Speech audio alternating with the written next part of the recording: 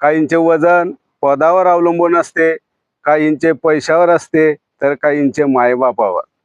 काहींचे वजन डोक्यावर असते, काहींचे वजन हातावर असते, तर काहींचे पाठीवर. काहींचे वजन शेतीच्या व्यवसायावर असते, तर काहींचे आलेल्या उत्पन्नावर. काहींचे वजन मित्रमंडळीवर. काहींचे वजन कार्यकर्त्यावर अवलंबून असते, काहींचे वरिष्ठांच्या मर्जीनुसार असते, काहींचे स्वतःच्या दरारा आवाजावर असते. काहींचे वजन घरच्या लोकांवर असते, काहींचे ज्येष्ठांच्या नेतृत्वावर, तर काहींचे नातेवाईकांवर अवलंबून असते. काहींचे स्वभावावर असते, तर काहींचे दुसऱ्याच्या जीवावर. काहींचे वजन आलेल्या दैनंदिन नियोजनावर असते, काहींचे वेळेवर केलेल्या कर्तृत्वावर, तर काहींचे वजन परिस्थितीवर अवलंबून असते.